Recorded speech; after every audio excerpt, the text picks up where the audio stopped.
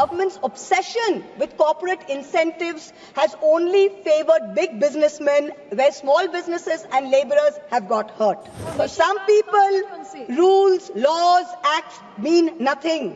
गरीब लहरों पे पैरे बिठाए जाते हो, समंदरों की तलाशी कोई नहीं लेता. More than 17.5 lakh Indians have acquired foreign citizenship of another country in the past decade.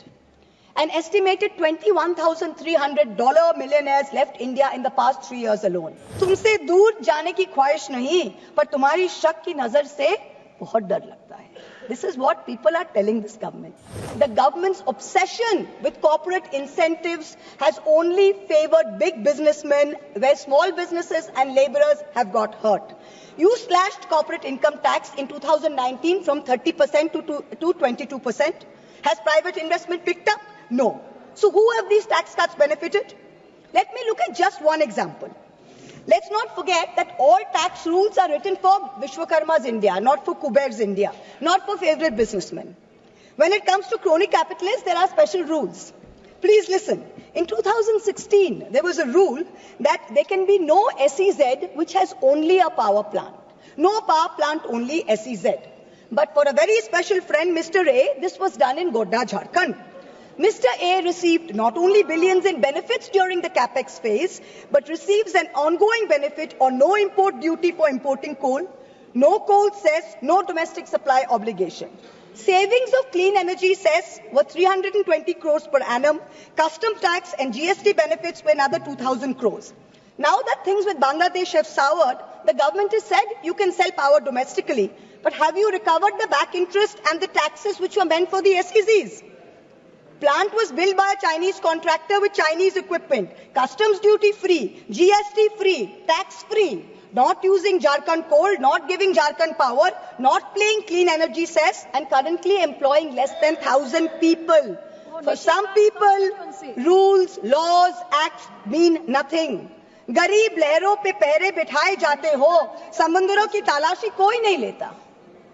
Stock market investors, corporates, small business owners have all become victims of the worst kind of tax terrorism. According to the last budget receipt of July 24, total income tax under dispute was 10.5 lakh crores. This figure has doubled from 5 lakh crores in 2015 to 10.5 lakh crores now in 23. So much for the promise of eliminating tax terrorism. When you're looking at the CBDT's Action Plan 24-25, it gives us data on pending appeals. It's telling us every year there are more pending appeals than appeals which are being disposed of. So what kind of dispute resolution are we managing? It is estimated that there are 6 lakh pending appeals today. The Indian IT tax department has followed an adversarial approach. It unnecessarily pursues all appeals at all levels, regardless of outcome. And all your department officials, there is absolutely no penalty on pursuing frivolous regulation. So kahin bhi kuch bhi case laga do. There's bad drafting of tax laws, different interpretations, high courts are providing divergent opinions, there's confusion. The judiciary simply cannot handle this mountain of pending appeals. More than 17.5 lakh Indians have acquired foreign citizenship of another country in the past decade. An estimated $21,300 millionaires left India in the past 3 years alone.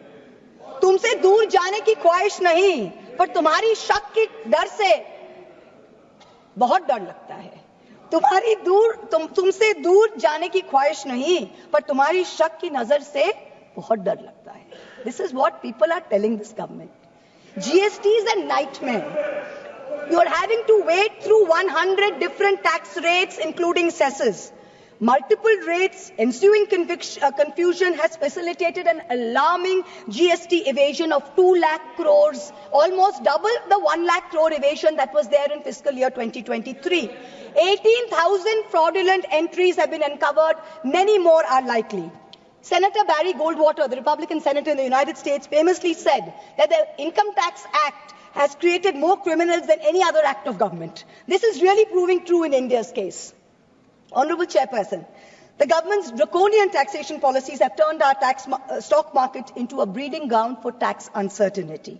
Let's examine the facts, they're mind-boggling. 2004, capital gains tax eliminated, replaced by a 0.1% securities transaction tax. 2018, BJP government reintroducing 10% long-term capital gains tax. 2024, this long-term capital gains hiked to 12.5%.